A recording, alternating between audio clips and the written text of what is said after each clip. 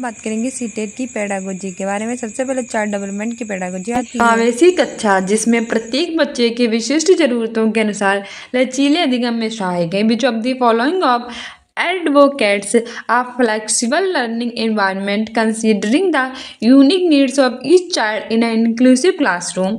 Option A है बेहद मानकीकृत पाठ्यचर्या highly structured curriculum. Option B है मानकीकृत आकलन स्टैंडर्डाइज्ड असेसमेंट। ऑप्शन सी है सीखने का सार्वभौमिक अविकल्प यूनिवर्सल डिजाइन फॉर लर्निंग। और ऑप्शन डी है एक समान व योगात्मक मूल्यांकन यूनिफॉर्म एंड सम्मेटिव असेसमेंट। से आंसर हो जाएगा इसमें से हमारा ऑप्शन सी। ठीक है, सीखने का सार्वभौमिक अविकल्प यूनिवर्सल डिजाइन फॉर लर्निंग। क्योंकि हमने इसमें हमसे पूछा गया था कि इसमें से कौन सा एक समावेशी कक्षा। समावेशी सबसे पहले जान लो क्या होती है। एक ऐसी कक्षा जिसमें सामान्य बच्चे और विशिष्ट बच्चे दोनों एक साथ शिक्षा को ग्रहण करते हैं बिना किसी भेदभाव के, तो उसे हम समावेशी कक्षा कहते हैं। इसमें प्रत्येक बच्चे की विशिष्ट जरूरतों के अनुसार लचीले अधिगम में सहायक हैं। तो सीखने का क्या होता है सार्वभौमिक अविकल्प। ऑप्शन सी सही हो जाएगा। हमारा एक्सप्लेनेशन भी कह रहा है कि सीखने का सार्वभौमिक अविकल्प एक समावेशी कक्षा में जिसमें प्रत्येक बच्चे की विशिष्ट जरूरतों के अनुरूप लचीले अधिगम में सहायक है। इसके अंतर्गत प्रत्येक की आवश्यकता के अनुसार विभिन्न शिक्षण विधियों का उपयोग करना ताकि प्रत्येक बच्चों को जो ज्ञान है वो प्राप्त हो सके। नेक्स्ट क्वेश्चन कह रहा है कि in a group of diverse learners teachers should practise multicultural education, यानी कि विविध शिक्षार्थियों के समूह में शिक्षकों को बहुसांस्कृतिक शिक्षा का अभ्यास किस तरह करना चाहिए। ऑप्शन ए है कि एक समान और मानकीकृत पाठ्यक्रम सुनिश्चित करें aimed at ensuring uniform and standardised curriculum. Option B है कि एक समान और मानकीकृत आकलन सुनिश्चित करें by using uniform and standardised assessment. Option C है कि बच्चों की सांस्कृतिक पृष्ठभूमि के आधार पर अलग अलग संकाय बनाकर by creating separate sections based on the cultural backgrounds of children. Option D है कि कक्षा का ऐसा लोकाचार बनाकर जहां हर बच्चा अपनेपन की भावना महसूस करे। By creating a classroom ethos where every child feels a sense of belongings. से आंसर हो जाएगा इसमें से हमारा ऑप्शन डी कि कक्षा का ऐसा लोकाचार बनाकर जहां हर बच्चा कैसा करे अपनेपन की भावना महसूस करे। सीखने का सार्वभौम कह रही है कि विविध शिक्षार्थियों के समूह में शिक्षकों को बहुसांस्कृतिक शिक्षा का अभ्यास में कक्षा के वातावरण को ऐसा लोकाचार बनाना चाहिए जहां हर बच्चा अपनेपन की जो भावना है उसको महसूस कर सके। साथ ही कक्षा में शिक्षक को ये विशेष रूप से भी ध्यान रखना चाहिए कि जो सिर्फ संस्कृति है विषय से उस तक शिक्षा को सुलभता प्रदान ना करे, बल्कि सामाजिक सांस्कृतिक पृष्ठभूमि से आए हुए छात्रों को शिक्षा के समान अवसर भी उपलब्ध कराए। ठीक है, नेक्स्ट क्वेश्चन कह रहा है एक ही गतिक कार्य को कई बार दोहराती है तथा उसे दोस्त बनने में बेहद कठिनाई होती है, जबकि वह चीज़ों को बहुत बारीकी से परखने की समझ भी रखती है। तो एक इसके विशिष्ट अभिलक्षण है, यानी कि Sunita x habits repetitive motor actions and has difficulty making friends दो she has ability for excellent attentions to detail. These are typical identifying characteristics of option A है ऑटिज्म श्रवणहीनता।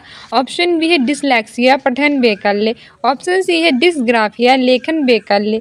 ऑप्शन डी है न्यूनता अतिशीलता विकार, यानी कि attention deficit hyper activity disorder. Option है श्रवणहीनता यानी कि ऑटिज्म। ठीक है, सुनीता है उसे गतिक कार्य को कई बार दोहराती है, जबकि उसे दोस्त बनाने में कैसी होती है डिफिकल्टीज फील होती है। वह चीज़ों को बहुत बारीकी से परखने की समझ भी रखती है। तो वे किसके विशिष्ट लक्षण होते हैं ऑटिज्म यानी कि श्रवणहीनता के होते हैं। ठीक है, हमारी एक्सप्लेनेशन भी कह रही है कि सुनीता एक ही गतिक कार्य को कई बार करती है, फिर दोस्त बनाने में उसे भी प्रॉब्लम होती है, जबकि वह चीज़ों को बहुत बारीकी से परखने की क्या रखती है समझ। श्रवणहीनता एक विकासात्मक विकलांगता होती है जो मस्तिष्क में अंतर के कारण होती है।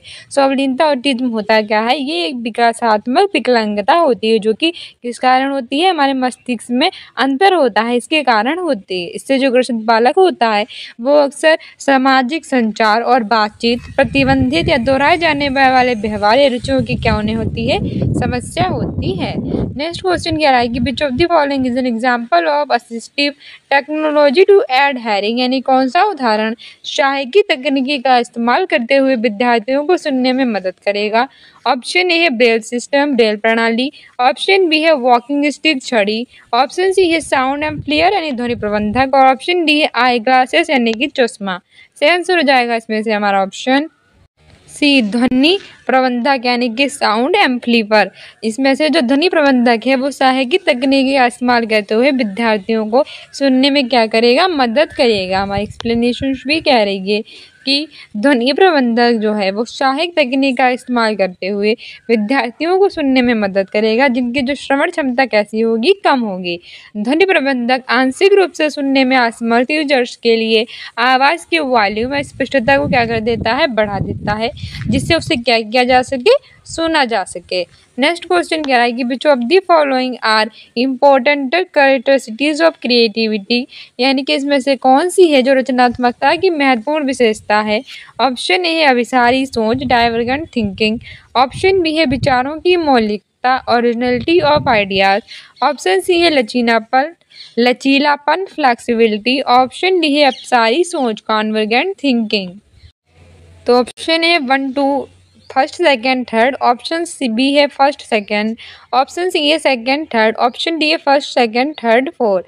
से आंसर हो जाएगा इसमें से हमारा option A, first second and third. इसमें से हमारा जो डाइवर्ट थिंकिंग अभिसारी सोच है, ओरिजिनलिटी ऑफ आइडियाज विचारों की मौलिकता है, फ्लेक्सिबिलिटी यानी लचीलापन है, ये तीनों क्या होते हैं, रचनात्मकता की महत्वपूर्ण विशेषताएं होती हैं। ठीक है, हमारा एक्सप्लेनेशन भी कह रहा है कि रचनात्मकता नवीन विचारों को उत्पन्न करने और उन्हें विचार में वास्तविकता से प्रकट करने की क्या होती है, कैपेसिटी यानी कि क्षमता होती है। इसे एक नए परिप्रेक्ष्य का निर्माण करके कुछ मूल उत्पन्न करने की संज्ञानात्मक क्षमता के रूप में ही भी हम मानते हैं। और रचनात्मकता की विशेषताएं क्या होती हैं, ये अभिसारी चिंतन से संबंधित होता है, जो एक से अधिक दृष्टिकोणों द्वारा समस्याओं को हल करने की विधि को क्या करता है, संदर्भित करता है। रचनात्मकता की क्या विशेषताएं होती हैं, एक किस पर संबंधित होता है, अभिसारी चिंतन पर संबंधित होता है, जो क्या करता है कि एक से अधिक दृष्टिकोण द्वारा समस्याओं को हल करने की विधि को संदर्भित करता है। फिर कह रहा है कि रचनात्मकता के लिए जो मौलिकता है उसकी आवश्यकता होती है, क्योंकि क्या होता है कि एक नए दृष्टिकोण की पेशकश करके कुछ मूल उत्पन्न करने की क्या होती है, संज्ञानात्मक क्षमता होती है। एक मौलिक उत्पाद के रूप में मानव मन को समझने के लिए, व्यक्त करने के लिए और उसकी सराहना करने की भी क्षमता है। रचनात्मकता में लचीलापन विभिन्न प्रकार के विचारों को उत्पन्न करने की क्षमता को संदर्भित करता है, जैसे कि किसी विशेष वस्तु के विभिन्न उपयोगों के बारे में सोचना था। जो विकल्प है वो बिल्कुल सही है। नेक्स्ट क्वेश्चन कह रहा है कि for effective learning teacher should ensure that the learning activities, यानी कि प्रभावशाली अधिगम के लिए शिक्षकों को सुनिश्चित करना चाहिए कि शिक्षण की गतिविधियां, ऑप्शन ए है कि विद्यार्थियों के पूर्व ज्ञान पर आधारित हों व उसे आगे बढ़ाए, would on the previous understanding of the student and further it. Option B है कि केवल पाठ्य पुस्तक के ज्ञान की पुनरुक्ति पर केंद्रित हो, are aimed to only reproduce knowledge from the text book. Option C है असंदर्भित और प्रतिरूपित हो, आर डिकंस्ट्रक्चुअलाइज्ड एंड डिपर्सनलाइज्ड। और ऑप्शन डी है बेहद जटिल और अमूर्त हो, are extremely complex and abstract. सही आंसर हो जाएगा इसमें से हमारा ऑप्शन ए, कि विद्यार्थियों के पूर्व ज्ञान पर आधारित और उसे आगे बढ़ाए। ठीक है, प्रभावशाली अधिगम के लिए शिक्षकों को सुनिश्चित करना चाहिए कि शिक्षण की गतिविधियां विद्यार्थियों के पहले के ज्ञान पर कैसी हों आधारित और उसे कैसे बढ़ाएं, आगे बढ़ाएं। एक्सप्लेनेशंस कह रही है कि प्रभावशाली अधिगम के लिए शिक्षकों को सुनिश्चित करना चाहिए कि शिक्षण की गतिविधियां विद्यार्थियों के पूर्व ज्ञान यानी पहले के ज्ञान पर आधारित हो और वो उसे कैसे करें, आगे बढ़ाएं। पूर्व ज्ञान जो होता है वे नए विचारों को सीखने के लिए आधार बनाते हैं। बच्चे विषय वस्तु की संकल्पना बनाते हैं। शिक्षण और अधिगम की प्रक्रिया के दौरान जो नए विचार और अनुभव होते हैं उनको आसानी से क्या करते हैं, समझते हैं, जो उनके पास चर्चा के विषय के बारे में पूर्व ज्ञान के आधार पर होता है। और यह अधिगम के लिए उनके आधारभूत ज्ञान को भी क्या कर देता है, मजबूत कर देता है। नेक्स्ट क्वेश्चन कह रहा है कि बच्चों में वैकल्पिक अवधारणाएं, alternative conceptions among children. Option A है कि उनकी आत्म केंद्रिक तथा तर्क शून्य सोच को दर्शाती हैं, reflect the egocentric and irrational thinking of children. Option B है केवल उच्च बुद्धि लब्धि वाले विद्यार्थियों में पाई जाती हैं, are found only in children with very high IQ level. Levels. Option C, ये सीखने की प्रक्रिया में बाधा डालती हैं तथा उन्हें दंडित करना चाहिए। Are an obstacles to learning and should be punished. और ऑप्शन डी है कि बच्चों की अपने आसपास की घटनाओं के बारे को बनाएं सह सिद्धांतों को दर्शाती हैं। Are the naive theories that children construct about phenomenon around them। सही आंसर हो जाएगा इसमें से हमारा ऑप्शन डी, कि बच्चों की अपने आसपास की जो घटनाएं होती हैं उनके बारे में बनाएं और सह सिद्धांतों के क्या करती हैं, दर्शाती हैं। हमारी एक्सप्लेनेशंस भी कह रही है कि बच्चों में वैकल्पिक अवधारणाएं बच्चों के अपने आसपास की घटनाओं के बारे में बनाएं सह सिद्धांतों को दर्शाती हैं और वैकल्पिक अवधारणाएं बच्चों के अधिगम की क्षमता से मध्यस्थ करने में भी क्या होती हैं, सार्थक हैं। और अगला क्वेश्चन कह रहा है कि शिक्षक प्रभावी समस्या समाधान को प्रोत्साहित कर सकते हैं, यानी कि teachers can encourage effective problem solving by, यानी कि जो टीचर्स होते हैं वो जो प्रॉब्लम सॉल्विंग यानी समस्या समाधान है उसको प्रभावी रूप से कैसे प्रोत्साहित कर सकते हैं। ऑप्शन ए है कि अपनी कक्षा में कई दृष्टिकोणों और अनुमानों को हतोत्साहित करके, discouraging multiple perspective and guesses in her class. देखो ये तो गलत हो जाएगा क्योंकि आपको कुछ टर्म्स है वो याद रखने होंगे, इसमें से अपने आप ही बताता है कि मैं गलत उत्तर हूँ, क्योंकि इसने हमसे पूछ रहा है कि समस्या समाधान को प्रोत्साहित कैसे कर सकते हैं, यानी कि समस्या समाधान उसके हम आगे कैसे बढ़ा सकते हैं। तो उसमें बोला है कि हतोत्साहित करो, हतोत्साहित करेंगे अगर दृष्टिकोण को बच्चों की कक्षा में तो वो तो इससे कुछ होगा ही नहीं, तो बच्चों के लिए गलत साबित होगा ना, ये तो निगेटिव में चला जाएगा, तो ये सही नहीं है। दूसरा कह रहा है कि बच्चों को सहज अनुमान लगाने के लिए प्रोत्साहित करके, encouraging children to make intuitive gestures, ऐसा कर सकते हैं, पर आगे भी देख लेते हैं। तीसरा कह रहा है कि समस्या का चरण दर चरण समाधान लिखकर, तीसरा कह रहा है कि समस्या का चरण दर चरण समाधान लिखकर, writing step by step solution to the problem. और ऑप्शन डी कह रहा है कि पाठ्य पुस्तक ज्ञान के पुनरुत्पादन पर ध्यान केंद्रित करके, focusing on the reproduction of text book knowledge. तो इसमें से तो सबसे अच्छा तो मुझे लग रहा है ऑप्शन बी वाला, कि बच्चों का जो सहज अनुमान है उसको लगाने के लिए क्या करना, प्रोत्साहित करना है। ठीक है, तो हम प्रभावी समस्या समाधान को प्रोत्साहित कर सकते हैं बच्चों के सहज अनुमान लगाने को प्रोत्साहित करके, क्योंकि आपने देखा होगा कि जो बच्चे होते हैं वो अपने ऐसे गेस लगाने लगते हैं चीज़ों का, तो उसको हम क्या कर सकते हैं, प्रोत्साहित करके हम इसको बढ़ावा दे सकते हैं। हमारी एक्सप्लेनेशन भी कह रही है कि बच्चों को सहज अनुमान लगाने के लिए प्रोत्साहित करके शिक्षक है वो प्रभावी समस्या समाधान को क्या कर सकता है, प्रोत्साहित। सहज अनुमान द्वारा बालकों की जो चिंतन क्षमता है उसको विकास होता है, साथ ही कोई भी प्रॉब्लम होती है उसको हल करने के लिए दृष्टिकोण भी प्रदर्शित किया जाता है, जिससे शिक्षक को उनके अधिगम के स्तरों को समझने में क्या मिलती है, सहायता मिलती है, यानी कि बहुत ईजिली जो होते हैं वो टीचर उसको समझ पाते हैं। नेक्स्ट क्वेश्चन कह रहा है कि कम उपलब्धि वाले बच्चों के कक्षा शिक्षक के रूप में आपको निम्नलिखित में से कौन सी रणनीति सबसे अधिक उपयोगी लगती है। As the class teacher of an under achieving child which of the following facility strategies do you think would be most useful, यानी कि क्या है कि जो आप कम उपलब्धि वाले बच्चों के कक्षा शिक्षक हैं, ठीक है, इसके लिए आपको कौन सी रणनीति सबसे कम लगेगी उपयोगी। तो ऑप्शन ये है कि विद्यार्थियों को उसकी कम उपलब्धि पर एक लंबा व्याख्यान दें, give the student a long lecture on the achievement on his achievement. तो ये सब बकवास है कि व्याख्यान वगैरह तो नहीं देना चाहिए, इससे बच्चे बोर हो जाते हैं और वो ज़्यादा इंटरेस्ट लेकर नहीं सुनते हैं। ठीक है, दूसरा कह रहा है उसकी कम उपलब्धि के कारणों की पहचान करने का प्रयास करना और अल्पकालिक कर सकने योग्य लक्ष्य निर्धारित करना, try to identify the reasons for his achieves and set short term achievable goals. तो हाँ, ये कर सकते हैं, पर आगे भी देख लेते हैं। ऑप्शन सी है कि स्कूल प्रबंधन को आवश्यक कदम उठाने के लिए कहना, जैसे कम उपलब्धि वाले छात्रों के लिए एक अलग संकाय बनाना, ask the social management to take necessary steps such as making a separate sections for underachieving students. और ऑप्शन डी कह रहा है कि बच्चे के माता पिता को बताना और उन्हें बताना कि उनके बच्चों में कोई क्षमता नहीं है, इसलिए बच्चों को एक अलग स्कूल में डाल दें। Call the parents of the child and tell them that their child does not have any ability so they should put the child in a separate school. कितना बकवास ऑप्शन है, इसको तो कभी बढ़ावा देना ही नहीं चाहिए कि हमें बच्चों की उपलब्धि जो है उसको कम है तो उसे और भी कम कर दें, यानी कि उसे अलग थलग कर दें, ये नहीं है। हमसे पूछ रहा था कि कम उपलब्धि वाले बच्चे हैं और क्या अच्छा शिक्षक है, तो उसके लिए आपको सबसे अच्छी रणनीति कौन सी लगेगी? तो सही आंसर हो जाएगा इसमें से हमारा ऑप्शन बी, कि उसकी कम उपलब्धि के कारणों की हम पहचान करने का क्या करें, प्रयास करें, और अल्पकालिक कर सकने योग्य जो लक्ष्य उसको भी क्या करें, निर्धारित करें। ऑप्शन बी ही हमारा सही हो जाएगा, क्योंकि सबसे अच्छा ऑप्शन हमारा यही है आंसर।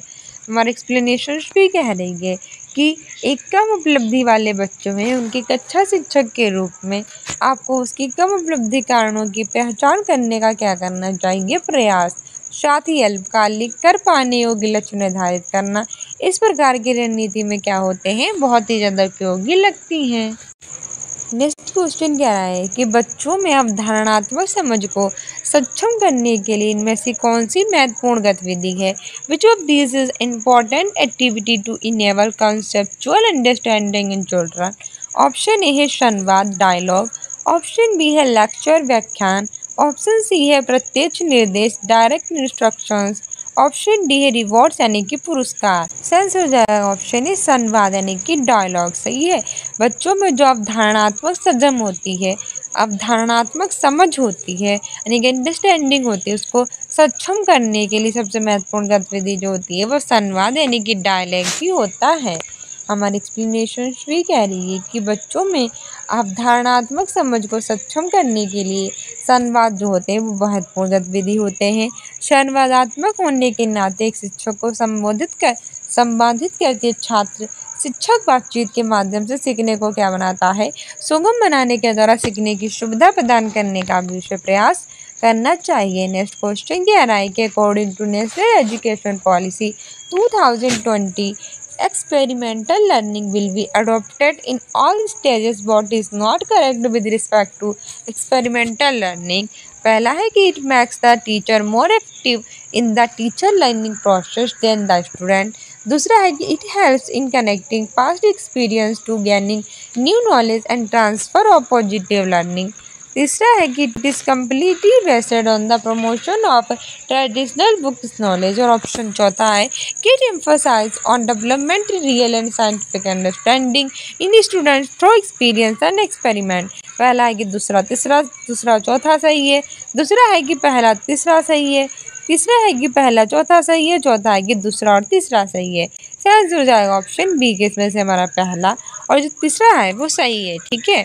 हमारी एक्सप्लेनेशन भी कह रही है कि राष्ट्रीय शिक्षा नीति 2020 के अनुसार, एक्सप्लेनेशन भी कह रहा है कि राष्ट्रीय शिक्षा नीति 2020 के अनुसार सभी चरणों में अनुभवात्मक अधिगम को अपनाया जाएगा, जिसमें यह प्रस्तावित किया जाता है कि अनुभवात्मक अधिगम को वैचारिक समझ को बढ़ावा देने के लिए प्रोत्साहित किया जाना चाहिए, क्योंकि अनुभवात्मक जो अधिगम है वह सक्रिय भागीदारी के माध्यम से अनुभव प्राप्त करके सीखने को क्या करता है, संदर्भित। ठीक है। इसके गलत कथन निम्न होते हैं, जैसे कि ये छात्रों की तुलना में जो शिक्षण अधिगम प्रक्रिया है उसमें शिक्षक को अधिक सक्रिय बनाता है, साथ ही पूरी तरह से पारंपरिक किताबी ज्ञान के प्रचार पर आधारित होता है, अतः भी उपयुक्त उत्तर है। ठीक है। नेक्स्ट क्वेश्चन कह रहा है कि निम्नलिखित में से कौन सी भावना सार्थक सीखने की प्रक्रिया को सुगम बनाती है? Which of the following emotions facilities the process of meaningful learning? यानी इसमें से वो हमारी कौन सी भावना होगी जो सीखने की प्रक्रिया को क्या बनाएगी, सुगम यानी कि आसान बनाएगी? तो ऑप्शन ए है पैनिक यानी कि दहशत, ऑप्शन बी है फ्रस्ट्रेशन, कुंठा, ऑप्शन सी है इरिटेशन, चिड़, ऑप्शन डी है एक्साइटमेंट, उत्तेजना। तो कौन सी हमारी सुगम बनाएगी? तो सही आंसर हो जाएगा इसमें से हमारा ऑप्शन डी, एक्साइटमेंट, उत्तेजना। ये सीखने को कैसे बनाती है, सुगम। लेकिन पैनिक होना, इरिटेशन होना, फ्रस्ट्रेशन होना, ये सब निगेटिव में चले जाते हैं। ठीक है। तो हमारा सही आंसर ऑप्शन डी ही सही हो जाएगा। हमारा एक्सप्लेनेशन कह रही है कि उत्तेजना सार्थक सीखने की प्रक्रिया को सुगम बनाती है और सीखने के लिए बालक स्वयं के सीखने के लक्ष्यों को विकसित करने और प्राप्त करने के लिए कैसा होता है, जिम्मेदार होता है। नेक्स्ट क्वेश्चन कह रहा है कि बच्चे किस प्रक्रिया से सबसे बेहतर सीखते हैं? Children learns best through the process of, option A है पैसिव इमिटेशन, निष्क्रिय अनुकरण, ऑप्शन बी है वेधन व प्रत्यय स्मरण, drill and recall. Option C है रटकर स्मरण, रोड मेमोराइजेशन। ऑप्शन डी है निर्देशित खोज, गाइडेड डिस्कवरी। आंसर हो जाएगा ऑप्शन डी, गाइडेड डिस्कवरी, निर्देशित खोज। बच्चे किस प्रकार की प्रक्रिया से सबसे बेहतर सीखते हैं? तो निर्देशित खोज से सबसे बेहतर सीखते हैं। एक्सप्लेनेशन भी कह रहा है कि बच्चे निर्देशित खोज प्रक्रिया के द्वारा सबसे बेहतर सीखते हैं। इससे भी छात्र अपने आप खोज करके, अवलोकन और निरीक्षण करके सत्य की खोज करता है। हार्वर्ड स्पेंसर ने भी कहा है कि बालकों जितना कम से कम संभव हो जाएगा उतना अधिक से अधिक संभव को खोजने के लिए प्रोत्साहित करेंगे। यानी कि जितना कम से कम संभव हो जाए यानी कि बालकों को जितना कम से कम संभव हो बताया जाए उसका अधिक अधिक क्या करते हैं? खोजने के लिए प्रोत्साहित होते हैं। नेक्स्ट क्वेश्चन कह रहा है कि which of the following is a higher order ability that involves thinking about one's own thinking. यानी कि निम्नलिखित में से कौन सा उच्च स्तरीय कौशल है जिसमें अपनी सोच के बारे में सोचना शामिल है? ऑप्शन ए है रिकॉल, प्रत्याहार। ऑप्शन बी है कंडीशनिंग, अनुबंधन। ऑप्शन सी है मेटाकॉग्निशन, अधिसंज्ञान। ऑप्शन डी है रिपीटेशन, पुनरावृत्ति। आंसर हो जाएगा इसमें से हमारा ऑप्शन सी, मेटाकॉग्निशन यानी कि अधिसंज्ञान। ठीक है, इसमें से उच्च स्तरीय कौशल अधिसंज्ञान है जिससे अपनी सोच के बारे में सोचना क्या होता है? शामिल होता है। मेरी एक्सप्लेनेशन भी कह रही है कि अधिसंज्ञान उच्च स्तरीय कौशल होता है, इससे अपनी सोच के बारे में सोचना शामिल है। जब हम अपने स्वयं के संज्ञानात्मक कार्यों को नियंत्रित करते हैं जिन्हें हम क्या कहते हैं? अधिसंज्ञान। ये छात्रों के विचारों को अलग बनाता है और स्वयं की जो कार्य क्षमता है उसको नियंत्रण करने में भी क्या करता है? सहायता करता है। नेक्स्ट क्वेश्चन कह रहा है कि teachers can encourage children to become intrinsically motivated by. Option A है यानी कि शिक्षक बच्चों को आंतरिक रूप से प्रेरित होने के लिए क्या कर सकते हैं? ऑप्शन ए है कि अनुबंधन के तरीकों का प्रयोग, use of methods of conditioning. Option B है उचित पुरस्कार देना, giving appropriate rewards. Option C है कि दंड का प्रयोग, बाय यूज ऑफ पनिशमेंट। और ऑप्शन डी है विद्यार्थियों की अभिरुचि को ध्यान में रखना, by considering students interests. Answer हो जाएगा इसमें से हमारा ऑप्शन डी, कि विद्यार्थियों की अभिरुचि को ध्यान में रखना। ठीक है, तो शिक्षक बच्चों को आंतरिक रूप से प्रेरित होने के लिए क्या कर सकते हैं? कि टीचर को बच्चों को आंतरिक रूप से यानी कि इनर मोटिवेट करना है तो विद्यार्थियों की अभिरुचि को भी ध्यान में रख सकते हैं। हमारी एक्सप्लेनेशन भी कह रही है कि विद्यार्थियों की अभिरुचियों को ध्यान में रखकर शिक्षक बच्चों को आंतरिक रूप से प्रेरित कर सकता है। ठीक है, एक शिक्षक अपने छात्रों को स्वयं के लिए उनकी रुचियों के अनुसार व्यक्तिगत निपुण लक्ष्यों को निर्धारित करने में उनको सहयोग देकर सीखने के लिए आंतरिक रूप से प्रेरित करने के लिए क्या कर सकता है? साइंस की पेडागोजी की बात करेंगे कि read the following and be in the context of last and identify which law protects the interests of the marginalised. यानी कानून के संदर्भ में कथन ए और बी को पढ़ना है। कौन सा कानून हाशियाकृत लोगों के हित में है ये बताना है। ऑप्शन ए है कि कार्यस्थल पर पर्याप्त सुरक्षा व्यवस्था को निश्चित करने वाला कानून, law specifying that adequate safety measures be ensured in the workplace. Option B है चीज़ों की गुणवत्ता मानकों के अनुरूप कार्य करने वाले कानून, law requiring that the quality of good met certain prescribed standards. तो हमें सेलेक्ट ऑप्शन को चूज करना है। ऑप्शन ए है कि ओनली ए यानी केवल एक। ऑप्शन बी है ओनली बी, केवल दूसरा। ऑप्शन सी है बोथ ए एंड बी, ए और बी दोनों। ऑप्शन डी है ना तो ए ना तो B, neither one neither B. सही आंसर हो जाएगा इसमें हमारा ऑप्शन ए, ओनली ए यानी कि केवल ए वाला है वो सही है। एक्सप्लेनेशन भी कह रही है कि कार्यस्थल पर पर्याप्त सुरक्षा व्यवस्था जो होती है वो निश्चित करने वाले कानून हाशियाकृत लोगों के हित में होते हैं। कानून बनाने के लिए और लागू करने वाली संस्था के नाते ये सुनिश्चित करना कि सरकार की जिम्मेदारी है कि सुरक्षा कानूनों को सही ढंग से क्या करे, लागू करे। इस बात पर ध्यान रखता है कि अनुच्छेद 21 में दिए गए जो जीवन का अधिकार है उसका उल्लंघन है वह ना हो। क्वेश्चन कह रहा है कि the national curriculum framework 2005 suggest यानी राष्ट्रीय पाठ्यचर्या रूपरेखा 2005 क्या सुझाती है। ऑप्शन ए है कि इतिहास के पाठ्यक्रम में स्थानीय उदाहरणों का समावेश, inclusion of local examples in the curriculum of history. Option B है सामाजिक विज्ञान का पाठ्यक्रम स्वभाव में व्यवहारिक है, सोशल साइंस करिकुलम एज यूटू नेचर। ऑप्शन सी है पाठ्य पुस्तकों के दायरे में अधिगमकर्ताओं में उत्सुकता को बढ़ावा, increasing curiosity in learners with in the scope of text book. Option D है समाज में यथास्थिति बनाए रखना, परपेट्यूटिंग द स्टेटस कॉर्ड्स in society. Choose the appropriate option, उपयुक्त विकल्प चुनना है। ऑप्शन ए है ओनली ए एंड बी, केवल ए और बी सही है। ऑप्शन बी है only B C and D, केवल बी सी और डी सही है। ऑप्शन सी है ओनली सी एंड डी, केवल सी और डी सही है। ऑप्शन डी है ए बी और सी, ए बी और सी सही है। सही आंसर हो जाएगा इसमें हमारा ऑप्शन डी, ए बी और सी में से हमारा ए बी और सी सही था। यानी कि इनसे पूछ रहा था कि राष्ट्रीय पाठ्यचर्या 2005 रूपरेखा क्या सुझाती है। तो पहला वाला बिल्कुल सही था कि इतिहास के पाठ्यक्रम में स्थानीय उदाहरणों का समावेश करती है। दूसरा भी सही था कि सामाजिक विज्ञान का पाठ्यक्रम स्वभाव में कैसा होता है, व्यवहारिक। और तीसरा भी सही था कि पाठ्य पुस्तकों के दायरों में अधिगमकर्ताओं है उसमें क्या बढ़ाती है, उत्सुकता बढ़ाती है। ठीक है, तो हमारा ए बी और सी सही है, यानी ऑप्शन डी नेशंस भी कह रही है कि राष्ट्रीय पाठ्यचर्या रूपरेखा 2005 ये सुझाव देती है कि इतिहास के पाठ्यक्रम में जो स्थानीय उदाहरण हैं उनको पूरी तरह से समावेश हो। जैसे उदाहरण देने से बालक कठिन विषय वस्तु को भी सरलता से सीख सकता है और बालकों के ज्ञान को स्कूल का जो बाहरी जीवन है उस पर जोड़ना चाहिए।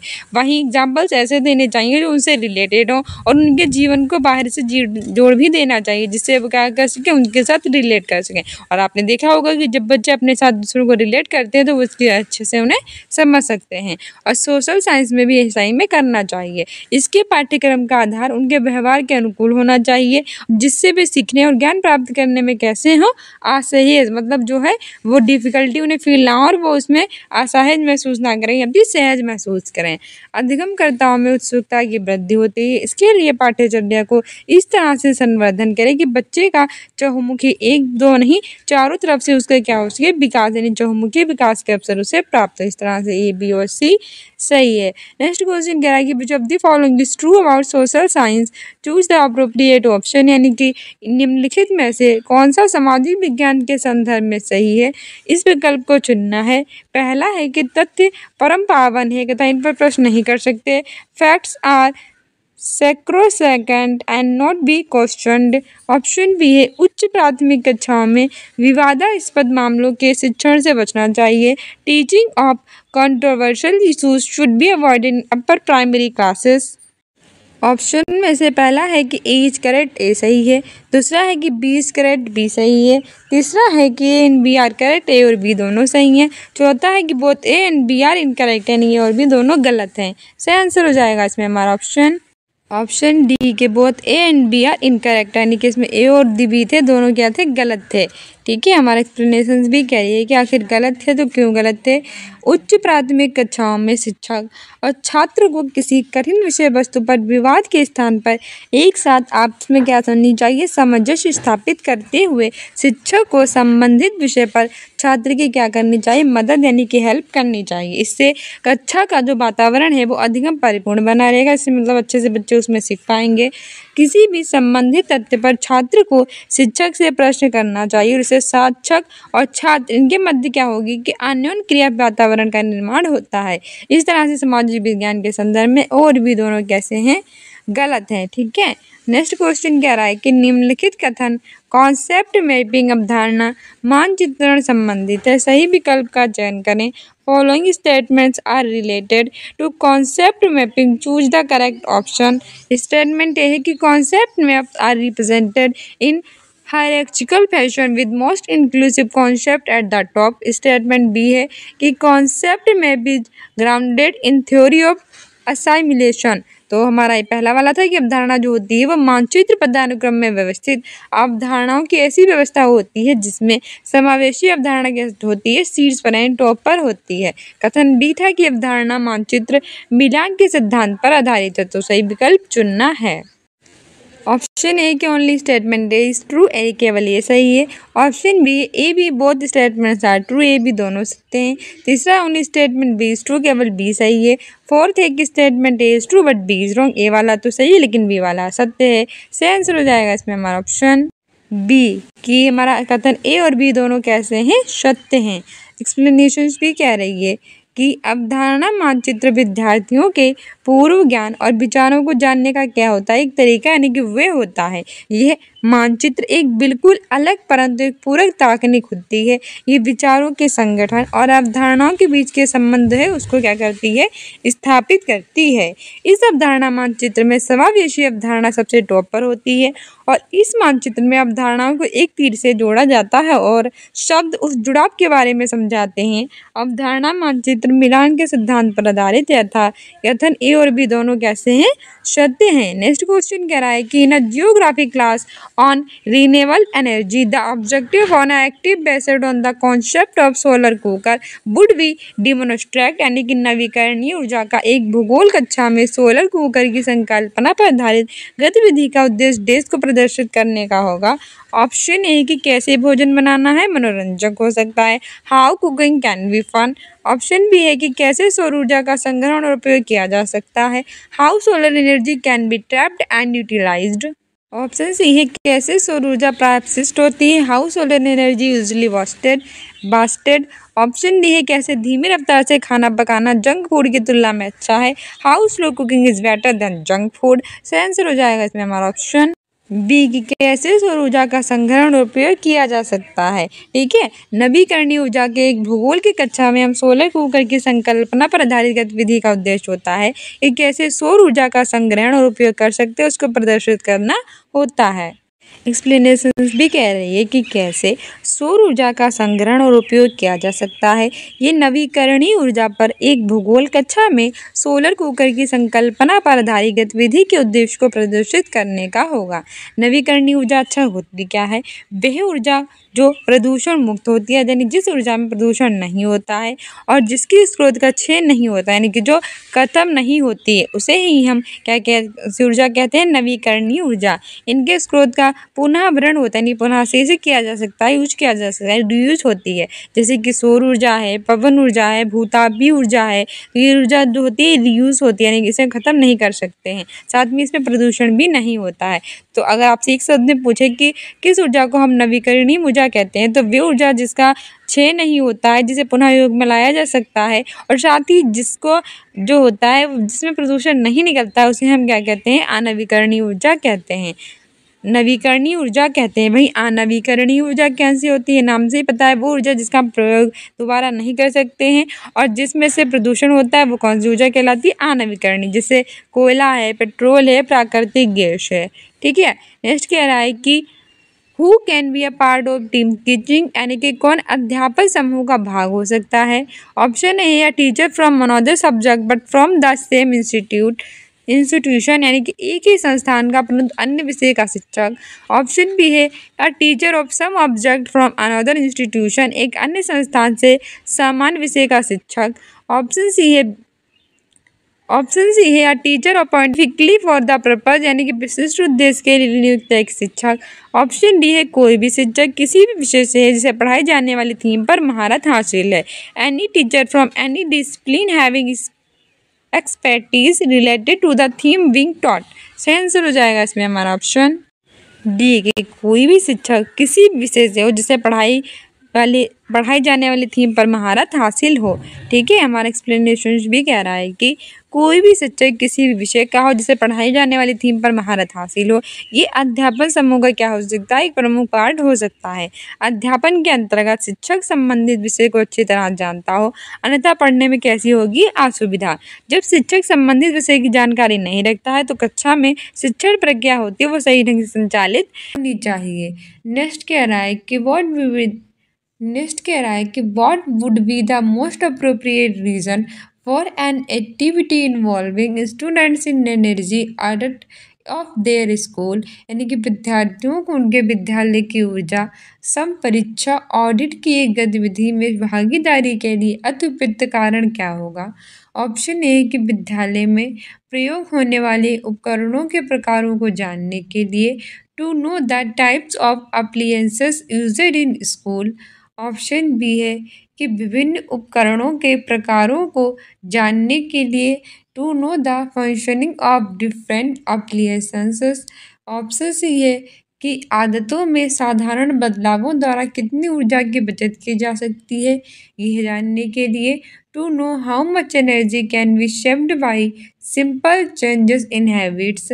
ऑप्शन डी है कि विद्यालय द्वारा कितनी ऊर्जा का उपभोग किया गया है, ये जानने के लिए, to know how much energy is consumed by the school. सही आंसर हो जाएगा ऑप्शन सी कि आदतों में साधारण बदलावों के द्वारा कितनी ऊर्जा की बचत की जा सकती है, यह जानने के लिए। ठीक है, हमारी एक्सप्लेनेशंस भी कह रही है कि विद्यार्थियों को उनके विद्यालय की ऊर्जा संपरीक्षा ऑडिट की गतिविधि में भागीदारी के लिए एक अति उपयुक्त कारण आदतों में साधारण बदलावों के द्वारा कितनी ऊर्जा की बचत की जा सकती है, यह जानने के लिए हम एक उचित और सारगर्भित कारण है। ठीक है, विद्यार्थियों को विद्यालय के बाहरी जीवन से भी जोड़ना चाहिए, इससे उनके अंदर जो मौलिक चिंतन हो उसका भी विकास होगा। ठीक है, नेक्स्ट क्वेश्चन क्या रहेगा, teacher selects a few students from a class for a demonstration of the solar system.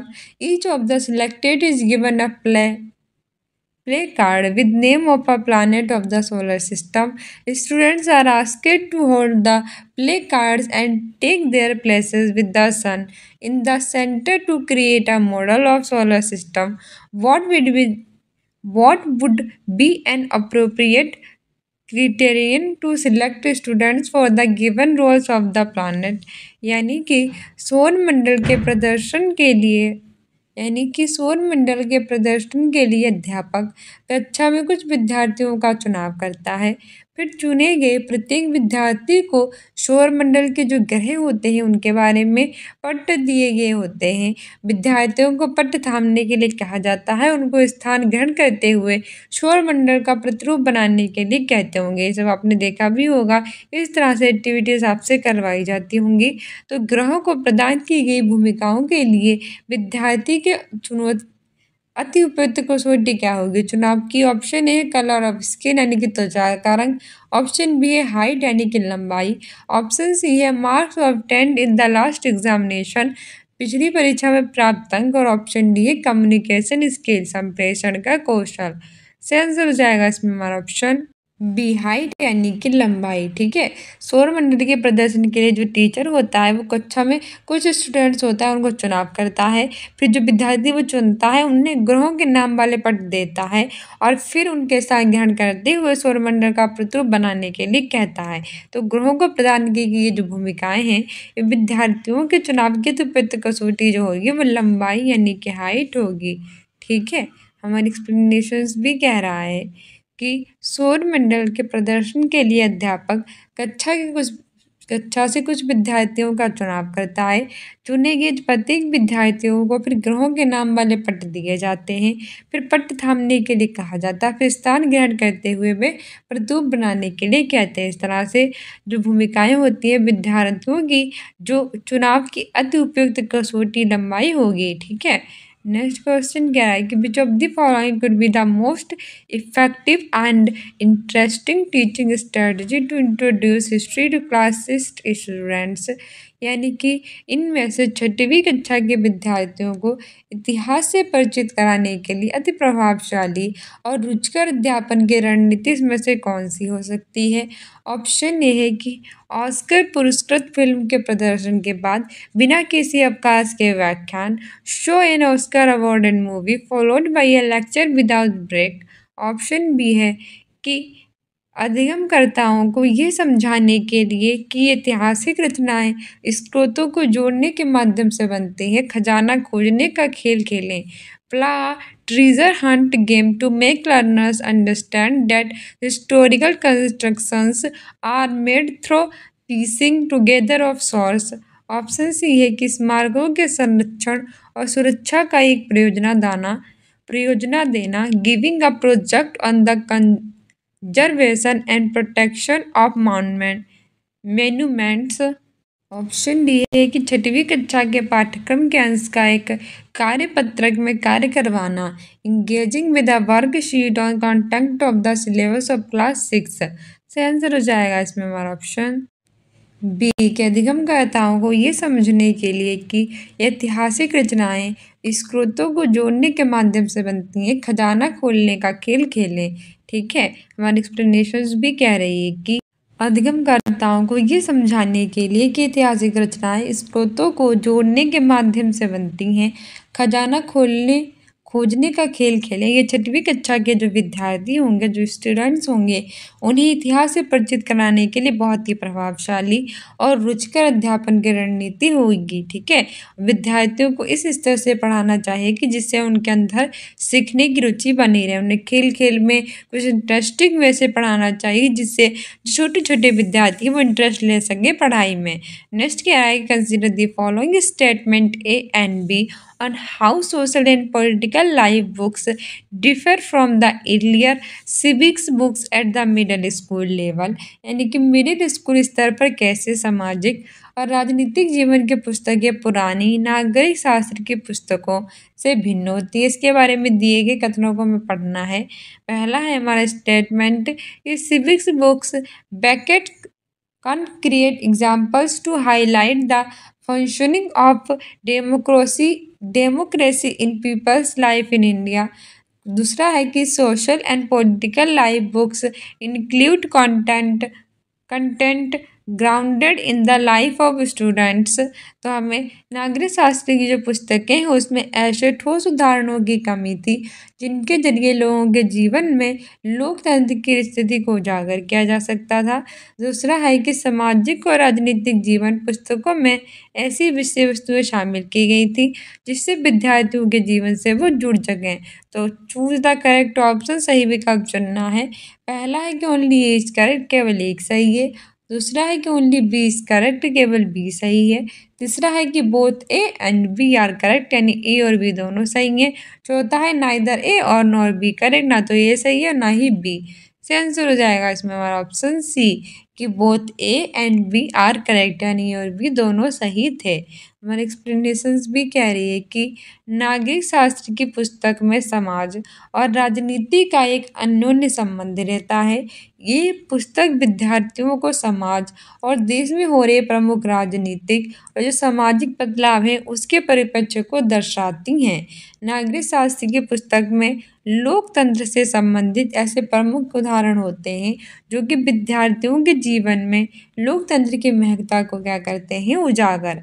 सामाजिक और राजनीतिक जीवन की इन पुस्तकों में कुछ ऐसे विषय वस्तु भी समाविष्ट होने चाहिए जो कि विद्यार्थियों के जीवन स्तर से जुड़े हों। ठीक है, इस तरह से ए और बी दोनों सही हैं। नेक्स्ट क्वेश्चन कह रहा है कि read the following statements about objectives of teaching social political relatives in classroom. यानी कि कक्षा में सामाजिक और राजनीतिक वास्तविकताओं को पढ़ाए जाने के उद्देश्य के बारे में दिए गए कथनों को पढ़िए। पहला है कि ताकि सामाजिक वास्तविकताओं के प्रति विद्यार्थी आलोचनात्मक और रचनात्मक दोनों रवैये विकसित करें। To develop both critical and constructive approach to social relatives. दूसरा है कि ताकि जब विद्यार्थी भारत के सामाजिक और राजनीतिक यथार्थ से निराश हों, to make student cynical about stark realities of social and politics. Option C है ताकि विद्यार्थी भारतीय लोकतंत्र के बारे में जाने, दैनिक जीवन में इसका स्वरूप और न्याय व संघर्ष के रूप को जान पाएं। To discuss Indian democracy its everyday manifestations in the form of justice and struggle. Correct option choose करना है। पहला है कि only A and B are correct, केवल ए और बी सही है। दूसरा है ओनली बी एंड सी सही है। और तीसरा है कि ओनली ए एंड सी सही है। चौथा है कि ओनली ए बी एंड सी सही है। तो सही आंसर हो जाएगा इसमें हमारा ऑप्शन सी कि केवल ए और सी सही है। ठीक है, only A and C are correct. क्यों? क्योंकि कक्षा में सामाजिक और जो राजनीतिक वास्तविकताएं होती हैं उसको पढ़ाया जाने का प्रमुख उद्देश्य ये होता है ताकि विद्यार्थी भारतीय लोकतंत्र के बारे में जाने और दैनिक जीवन में इसका इस स्वरूप है वे न्याय और संघर्ष के रूप में भी जान पाए। साथ ही सामाजिक वास्तविकताओं के प्रति विद्यार्थी आलोचनात्मक और रचनात्मक ये दोनों रवैये विकसित कर सके। ठीक है, विद्यार्थियों को सामाजिक विषय पढ़ाने से उनके अंदर समाज तथा देश के प्रति अच्छी और रचनात्मक भावना का क्या होता है, विकास होता है। नेक्स्ट क्वेश्चन कह रहा है, क्या teacher provided newspaper articles to students on theme deal with in the social science class, she takes them to link issues raised in the article with concept deal in the class। यानी कि एक शिक्षिका अपनी सामाजिक विज्ञान यानी social science के classroom में पढ़ाई गई कई थीम से संबंधित अखबार के लेख अपने विद्यार्थियों को दे देती है। फिर उन्हें लेख में उठाए गए जो मुद्दे हैं उनके साथ कक्षा में पढ़ाए गए संप्रत्यों को जोड़ने के लिए कहती है। तो इसमें ऑप्शन ए है कि प्रस्तुति के मौखिक कौशलों का विकास होगा, develop oral skills of presentation. Option D है कि पता लगेगा कि अखबारों के लेख पाठ्य पुस्तकों से अधिक प्रासंगिक हैं, so newspapers articles are more relevant than textbooks. Option C है कि जांच आधारित अध्ययन को प्रोत्साहन होगा, इनकरेज एविडेंस बेस्ड लर्निंग। और ऑप्शन डी है कि विश्लेषणात्मक कौशलों का विकास होगा, डेवलप एनालाइजिंग स्किल्स। आंसर हो जाएगा इसमें हमारा ऑप्शन। तो चूज द करेक्ट ऑप्शन, सही विकल्प चुनना है। पहला है कि ओनली ए एंड बी, केवल ए बी सही है। ऑप्शन बी है only C and D, C और डी सही है। ऑप्शन सी है A B and C, A B C सही है। ऑप्शन डी है बी सी डी बी और सी डी सही है। B only C and D, केवल सी और डी सही है। हमारी एक्सप्लेनेशंस भी कह रही है कि एक जो शिक्षिका होती है वो अपनी सामाजिक विज्ञान की कक्षा में पढ़ाई गई कई थीम से संबंधित अखबार के लेख अपने विद्यार्थियों को देती है। फिर उन्हें लेख में उठाए गए जो मुद्दे हैं उनके साथ कक्षा में पढ़ाए गए जो संप्रत्य हैं उनके साथ जोड़ने को कहती है। इससे विद्यार्थियों में जो जांच आधारित अध्ययन होगा उसको क्या मिलेगा, प्रोत्साहन। साथ ही विद्यार्थियों के अंदर विश्लेषणात्मक कौशलों का भी विकास होगा। ठीक है, विद्यार्थियों के बाहरी वातावरण में जोड़ने के लिए अधिगम के आधार पर उन्हें क्या करेंगे, प्रोत्साहित करेंगे। नेक्स्ट कह रहा है कि in order to make students understand that modern historical documents are to be read while being sensitive to context in which information about the past was produced, a teacher could। यानी कि विद्यार्थियों को ये समझाने के लिए कि आधुनिक ऐतिहासिक दस्तावेजों को ऐसे संदर्भों के प्रति संवेदनशील रहते हुए पढ़ाना चाहिए जिनमें इतिहास के बारे में सूचना उपलब्ध कराई गई है। एक शिक्षक ऑप्शन ए कि इस पर चर्चा कर सकता है कि कैसे समय के साथ विषय का ज्ञान परिवर्तित हो सकता है, डिस्कस हाउ सब्जेक्ट नॉलेज में change over time. Option B है कि इस पर चर्चा कर सकता है कि कैसे समय के साथ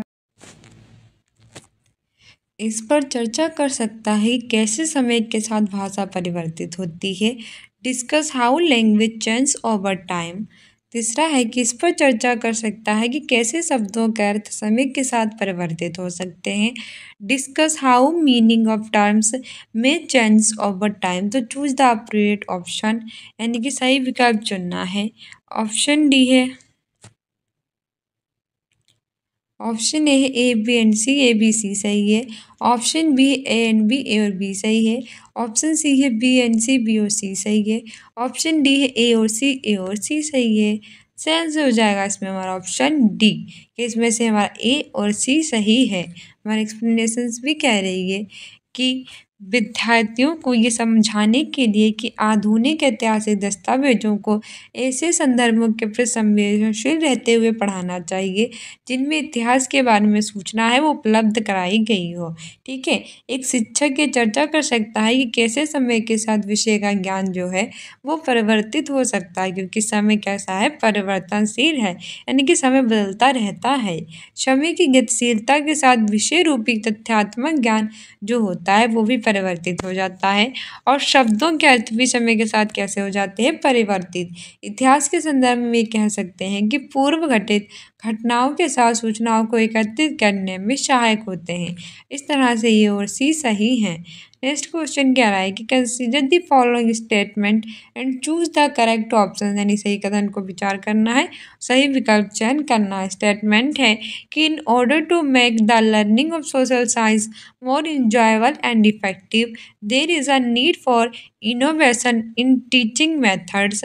स्टेटमेंट 2 है कि the teaching of social science needs to involve as many games as possible so that students enjoy the subject, यानी कि सामाजिक विज्ञान के अधिगम को अधिक आनंददायक और प्रभावशाली बनाने के लिए अध्यापन पद्धति में अभिनव परिवर्तन की आवश्यकता है और सामाजिक विज्ञान के अध्यापन में यथासंभव क्रीड़ाओं को सम्मिलित कर लेना चाहिए ताकि विद्यार्थी विषय का क्या कर सके, आनंद उठा सके। तो ऑप्शन ही पहला है कि both first and second are true, ये भी दोनों सही हैं। दूसरा है कि only first is false second is true, पहला तो गलत है लेकिन दूसरा सही है। तीसरा कह रहा है कि both first and second are false, यानी पहले दूसरे दोनों गलत हैं। चौथा कह रहा है कि only first is true but B second is false, यानी पहला सही है और दूसरा गलत। सही आंसर हो जाएगा इसमें हमारा ऑप्शन डी कि only first is true but second is false, यानी कि पहला वाला तो सही है लेकिन दूसरा कैसा है, गलत है। हमारा एक्सप्लेनेशन भी कह रही है कि सामाजिक विज्ञान के अधिगम को अधिक प्रभावशाली कथा सीखने में रुचि उत्पन्न करने के लिए शिक्षण की प्रक्रिया में यथोचित परिवर्तन की क्या है, आवश्यकता है। ठीक है, इंटरेस्ट पैदा करने के लिए हमें परिवर्तन करना चाहिए टीचिंग में। साथ ही बालक में सामाजिक शिक्षण के प्रति रुचि को जागृत करने के लिए जो टीचर है वो समय समय पर क्या कर सकता है कि विद्यार्थियों से विशेष संबंधित जो खोज आधारित है वो प्रश्न पूछ सकता है, जैसे छात्र सक्रिय रहें। होता क्या है कि बच्चे जो होते हैं वो पढ़ते पढ़ते इतना बोर हो जाते हैं कि वो सोने लगते हैं और फिर वो एक टाइम से कुछ और ही सोचने लगते हैं। तो समय समय पर उन्हें हमें प्रश्न पूछते रहना चाहिए जिससे वो जागते रहें और उनका क्लास में ध्यान बना रहे। ठीक है, और इंटरेस्टिंग वैसे पढ़ाना चाहिए। सामाजिक विज्ञान में क्रीड़ाओं को शामिल कर लेना ये तथ्य सही नहीं है कि केवल फर्स्ट और सेकेंड ही सही नहीं है। ठीक है, क्रीड़ाओं को शामिल करना तथ्य सही नहीं है। ठीक है, इसलिए पहला और दूसरा सही नहीं है। नेक्स्ट कह रहा है कि भाई are photographers of famine in Bengal during the British period usually considered as primary source, यानी कि ब्रिटिश काल में के दौरान जो बंगाल में अकाल था वहाँ के चित्रों को क्यों प्रायः एक प्राथमिक स्केच के रूप में जाना जाता है। ऑप्शन ए है कि वास्तविक और विश्वासी लोगों द्वारा खींचे गए थे, they were clicked by real and reliable people. Option B है कि वे अतीत की घटनाओं को जैसी वास्तव में वो घटी एवं जैसे उस समय में थी उसी रूप को दर्शाती हैं। दे illustrate past events as what really happened and people as they were at that time। तीसरा है कि वे पुरानी हैं और उन्हें भारतीय पुरातत्व सर्वेक्षण विभाग द्वारा धरोहर के रूप में माना जाता है। They are old and considered as the heritage resource by the archaeological survey of India. चौथा है कि समय बिताने के साथ चित्र बदल नहीं सकते, photographs can not change with the passage of time. सही आंसर हो जाएगा इसमें हमारा ऑप्शन बी कि वे अतीत की घटनाओं को जैसे वास्तव में वो घटी अब जैसे उस समय के लोग थे उसी रूप में दर्शाती हैं। ठीक है, हमारा एक्सप्लेनेशंस कह रही है कि ब्रिटिश काल के दौरान बंगाल में अकाल के चित्रों को प्राय एक प्राथमिक स्रोत में मानते हैं क्योंकि अतीत की घटनाएं जैसे वास्तव में घटी हैं, जैसे उस समय के लोग थे उसी रूप में क्या करती हैं, दर्शाती हैं। इतिहास पूर्व में घटित घटनाओं को ये दर्शाता है और सोशल साइंस में छात्रों को विशेष केंद्रित वागन को ध्यान में रखते हुए अध्यापन कार्य को क्या करना चाहिए। ठीक है, हमारा नेक्स्ट क्वेश्चन क्या रहा है कि arrange the order beginning to end the steps of applied from of problem solving, यानी कि समस्या समाधान के अनुप्रयुक्त रूप में चरणों को आरंभ से अंत क्रम में लगाना। कल्पना को विकसित करना, developing a hypothesis option B है कि कुछ मामलों में परिकल्पना को रूपांतरित करना, modifying the hypothesis in some cases. Option C है कि डिफाइंग द प्रॉब्लम, समस्या को परिभाषित करना। और चौथा है कि परिकल्पना की जांच करना, टेस्टिंग हाइपोथेसिस। तो करेक्ट ऑप्शन को चूज करना है। पहला है कि सी ए बी डी सही है, दूसरा है कि सी ए डी बी है, तीसरा है कि ए डी बी सी है, चौथा है कि डी बी सी ए है। सही आंसर हो जाएगा इसमें हमारा ऑप्शन बी कि सी ए डी बी सही है। ठीक है, हमारा एक्सप्लेनेशंस भी कह रही है कि समस्या समाधान शिक्षण की प्रक्रिया का एक प्रमुख अंग होता है। ये कठिन विषय के निवारण हेतु और छात्रों के मौलिक चिंतन में कैसे होता है सहायक। और समस्या समाधान के अनुपयुक्त रूपों के चरणों को हम आरंभ से अंत तक क्रम निम्नवत होता है, जैसे कि समस्या को परिभाषित करना, फिर परिकल्पना को विकसित करना, फिर परिकल्पना की जांच करना, और फिर हमारा कुछ मामले में परिकल्पना को क्या करना, रूपांतरित करना। ठीक है, तो याद रखना एग्जाम्स के लिए इंपॉर्टेंट है। समस्या को परिभाषित करेंगे, फिर परिकल्पना को विकसित करेंगे, फिर उस परिकल्पना की जांच, और कुछ मामलों में परिकल्पना को रूपांतरित। हमारा नेक्स्ट क्वेश्चन कह रहा है क्या classroom quiz on India's lesser known freedom fighters as part of history class in an example of dash, choose the appropriate option। यानी कि इतिहास की कक्षा में भारत के कम विख्यात स्वतंत्रता सेनानियों पर प्रश्नोत्तरी उदाहरण है डैश का। ऑप्शन ए है रचनात्मक आकलन, फॉर्मेटिव असेसमेंट। ऑप्शन बी है योगात्मक आकलन, सम्मेटिव असेसमेंट। ऑप्शन सी है नैदानिक आकलन, डायग्नोस्टिक असेसमेंट। और ऑप्शन डी है अधिगम का आकलन, असेसमेंट ऑफ लर्निंग। तो हमारे ऑप्शन को सही चुनना है। पहला है कि ए एंड बी, ए और बी सही है। दूसरा है ए एंड सी, ए और सी सही है। तीसरा है बी एंड सी, बी और सी सही है। चौथा है ए एंड डी, ए और डी सही है। सही आंसर हो जाएगा ऑप्शन बी, किसमें से हमारा ए और सी वाला ऑप्शन सही है। हमारी एक्सप्लेनेशंस भी कह रही है कि इतिहास की कक्षा में भारत के कम विख्यात स्वतंत्रता सेनानियों पर प्रश्नोत्तरी एक रचनात्मक आकलन तथा नैदानिक आकलन का उदाहरण है। रचनात्मक मूल्यांकन एक सतत आकलन का दृष्टिकोण होता है और ये छात्रों की जो समझ होती है उसका आकलन करने की क्या देता है, अनुमति। जबकि नैदानिक आकलन में छात्र द्वारा की जाने वाली कठिनाइयों की प्रकृति की जांच करता है ताकि उचित उपचारात्मक निर्देश है वो लागू हो सके। ठीक है, हमारा नेक्स्ट क्वेश्चन कह रहा है कि which of the following questions promote critical thinking skill, यानी कि इनमें से कौन से प्रश्न है जो आलोचनात्मक चिंतन कौशल को बढ़ावा देता है। पहला कह रहा है कि आप क्या सोचते हैं कि नदियाँ पर बांध डेल्टा की मिट्टी को प्रभावित करते हैं, कैसे। Do you think depth across reverse affect the delta soils, how. दूसरा है कि विशाल बांधों का निर्माण हर्षियाकृत समुदाय को प्रभावित करता है, क्या आप इस मत से सहमत हैं।